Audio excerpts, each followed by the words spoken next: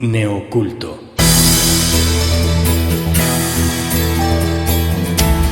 Relatos extraordinarios.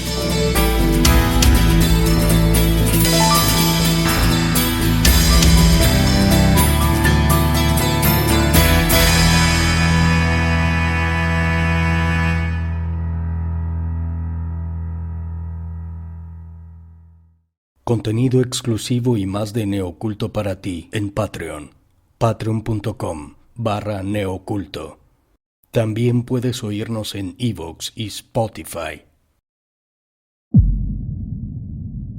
De H.P. Lovecraft. La bestia en la cueva. La horrible conclusión que gradualmente se había ido formando en mi confusa y reacia mente era ahora una terrible certeza. Estaba perdido por completo, perdido sin esperanza en los vastos y laberínticos recovecos de la cueva Mammoth. Hacia donde fuera que dirigiera mi esforzada vista, no podía determinar objeto alguno que me sirviese de referencia para encontrar el camino de salida. Mi razón no podía ya rebatir el hecho de que nunca más me cubriría la bendita luz del día o contemplaría las placenteras colinas y valles del mundo exterior. La esperanza había desaparecido. Sin embargo, educado como estaba por una vida de estudios filosóficos, sentí no poca satisfacción de mi desapasionado comportamiento, ya que estando enterado, gracias a mis frecuentes lecturas, del salvaje frenesí en el que caían las víctimas de situaciones similares, no experimenté nada de eso, sino que permanecí tranquilo en cuanto supe que estaba perdido. Tampoco la idea de haberme extraviado más allá de los alcances de una búsqueda ordinaria me hizo perder la compostura ni por un momento. Si había de morir, reflexioné, entonces sería aquella terrible pero majestuosa caverna, tan bienvenido sepulcro como el que pudiera ofrecerme cualquier camposanto. Esta idea me proporcionaba más tranquilidad que desesperación. Morir de hambre sería mi destino, de ello estaba seguro. Sabía de otros que se habían vuelto locos en tales circunstancias, pero sentí que ese no sería mi caso.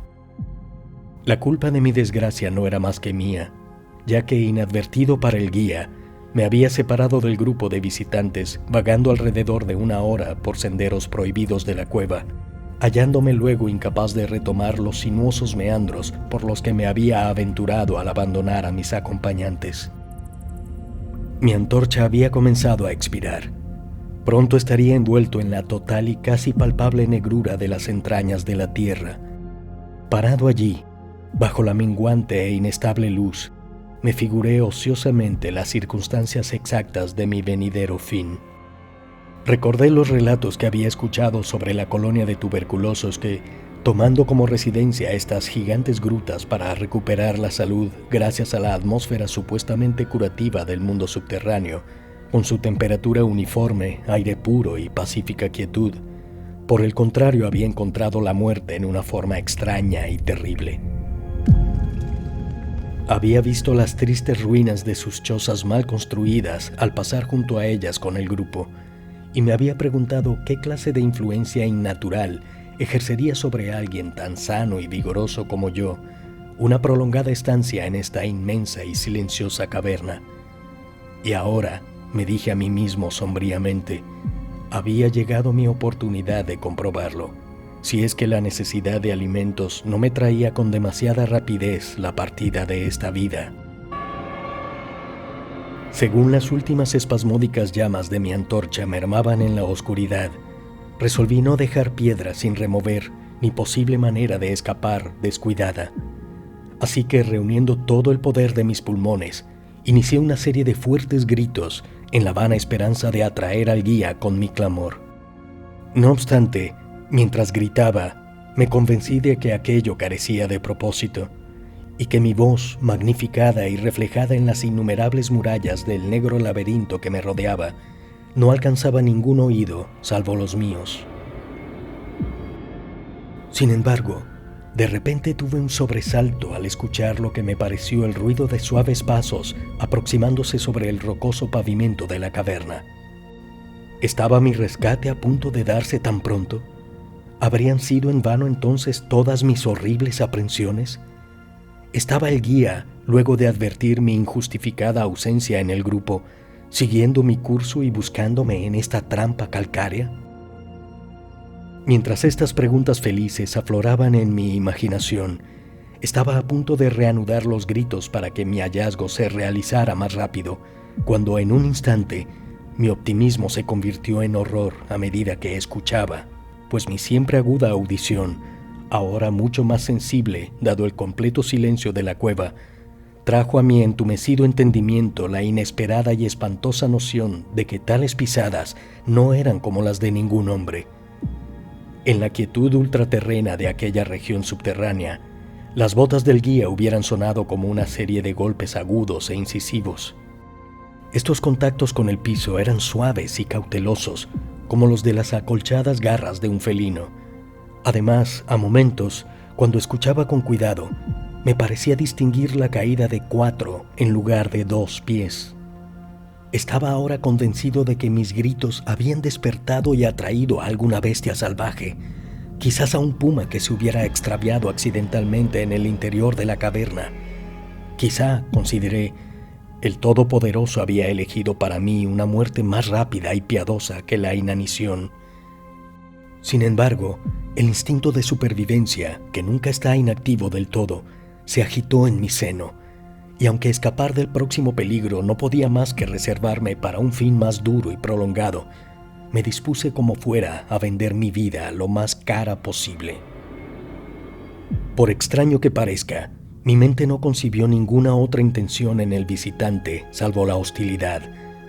Por consiguiente, permanecí muy quieto con la esperanza de que la incógnita bestia, al no escuchar nada que la guiara, perdiese el rumbo tal como yo lo había hecho y pasase de largo.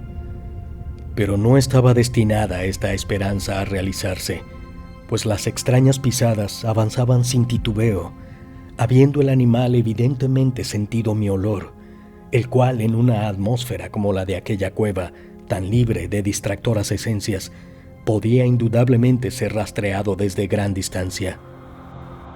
Viendo, por tanto, que debía armarme para defenderme de un misterioso e invisible ataque en la oscuridad, agrupé junto a mí los mayores fragmentos de roca que estaban esparcidos por todas partes en el suelo, y tomando uno en cada mano para su uso inmediato, esperé con resignación el inevitable resultado. Mientras tanto, el horrendo y blando andar de las zarpas se aproximaba. Ciertamente la conducta de la criatura era excesivamente extraña. Más que todo, las pisadas parecían ser las de un cuadrúpedo que caminase con una singular falta de concordancia entre las patas anteriores y posteriores, pero a intervalos breves y frecuentes me parecía que tan solo 2 patas realizaban el proceso de locomoción. Me pregunté qué especie de animal me confrontaría. Debía tratarse, pensé, de alguna bestia infortunada que había apagado la curiosidad de investigar una de las entradas de la temible gruta con un confinamiento de por vida en sus interminables pasadizos. Sin duda le servirían de alimento los peces ciegos, murciélagos y ratas de la caverna, así como la posible fauna acuática arrastrada a su interior en cada crecida del río Verde, que se comunica de ciertas ocultas maneras con las aguas subterráneas. Ocupé mi terrible vigilia con retorcidas conjeturas sobre qué alteraciones podría haber causado en el físico de la bestia la vida cavernícola, recordando las detestables apariencias que la tradición local describía en los tuberculosos que habían muerto después de una larga residencia en la cueva. Entonces recordé con turbación que, aunque llegase a abatir a mi antagonista, nunca contemplaría su forma, pues mi antorcha se había extinguido hacía tiempo y yo estaba por completo desprovisto de fósforos. La tensión de mi cerebro se hizo entonces tremenda. Mi desordenada fantasía figuró siluetas repulsivas y atemorizantes en la siniestra oscuridad que me rodeaba y que en verdad parecía presionar mi cuerpo. Más y más se aproximaban las espeluznantes pisadas. Aparentaba ser necesario proferir un desgarrador grito, pero así mi indecisión se hubiera resuelto para hacerlo, a duras penas mi voz habría respondido. Estaba petrificado. como clavado en el sitio. Dudaba que mi mano derecha respondiera a la orden de lanzar el proyectil que sostenía a la cosa que se acercaba en el momento crucial. El decidido y blando golpeteo de las pisadas estaba ahora casi al alcance de la mano, ya muy cerca. Podía escuchar la trabajosa respiración del animal y comprendí que su fatiga se debería haber recorrido una considerable distancia. De pronto se rompió el hechizo. Mi mano derecha, guiada por mi siempre confiable sentido del oído, arrojó con máxima fuerza el filoso pedazo de piedra caliza hacia el punto del que emanaban el jadeo y el golpeteo de patas, y asombrosamente casi acertó su blanco, ya que escuché a la cosa saltar y aterrizar a cierta distancia, pareciendo detenerse allí. Después de reajustar la puntería, descargué mi segundo proyectil, y con mayor efectividad esta vez, pues lleno de alegría escuché a la criatura caer en lo que sonó como un completo colapso, terminando evidentemente inmóvil en el piso. Casi abrumado por el gran alivio que me invadió, me recosté en la pared. La respiración continuaba en pesadas y jadeantes inhalaciones y exhalaciones, por lo que deduje que no había hecho más que herir a la criatura. Entonces todo deseo de examinar a la cosa cesó. Al final, un miedo sin fundamento, supersticioso, se había apoderado de mi cerebro, y no me acerqué al cuerpo ni continué arrojándole piedras para completar la extinción de su vida. En lugar de ello, tanto como me permitió estimar mi frenética condición, corrí a toda velocidad en la dirección desde la que hube venido. De pronto escuché un sonido, o más bien una sucesión regular de sonidos. Al momento siguiente se habían convertido en una serie de agudos chasquidos metálicos. Esta vez no había duda, era el guía. Entonces grité, vociferé, chillé, incluso aullé de alegría al observar en el abovedado techo la tenue y centelleante refulgencia de lo que yo sabía era una antorcha aproximándose. Corrí al encuentro del resplandor, y antes de que pudiese comprender por completo lo que había ocurrido, a pesar de mi forma de ser pretenciosamente reservada, estaba postrado a los pies del guía, abrazando sus botas mientras lo atosigaba con declaraciones de gratitud y balbuceaba como un idiota explicaciones sin sentido. Al rato recuperé algo parecido a mi estado normal de conciencia. El guía había advertido mi ausencia cuando el grupo llegó a la entrada de la caverna y, guiado por su sentido intuitivo de la orientación, procedió a figurarse un exhaustivo esquema de los pasadizos laterales, partiendo justo del lugar en el que me había hablado por última vez. Así dio con mi paradero luego de unas 4 horas de búsqueda. Después de que me pusiera al tanto de esto, yo, envalentonado por su antorcha y por su compañía, empecé a reflexionar sobre la extraña bestia a la que había herido a no más de una corta distancia atrás en la oscuridad, y sugerí que averiguásemos, ayudados por la luz del fuego, qué clase de criatura era mi víctima. Consecuentemente, ahora con un coraje nacido de saberme acompañado, desanduve mis pasos hasta el escenario de mi terrible experiencia. Pronto avistamos un objeto blanco en el suelo, más blanco incluso que la reluciente piedra caliza. Avanzando cautelosamente, soltamos una simultánea exclamación de asombro, porque de todos los innaturales monstruos que cualquiera de los dos hubiera contemplado en vida, este era, sin comparación, el más extraño. Parecía tratarse de un mono antropomorfo de grandes proporciones, escapado, quizá, de alguna exhibición de fieras ambulante. Su pelaje era blanco como la nieve, cosa debida, sin duda, a la acción blanqueadora de una larga existencia dentro de los negros confines de la cueva. Pero era también sorprendentemente ralo y estaba ausente en casi todo el cuerpo, salvo en la cabeza, donde era de tal longitud y abundancia que caía sobre los hombros en considerable profusión. La cara estaba vuelta hacia el lado opuesto a nosotros, yaciendo la criatura casi directamente sobre ella.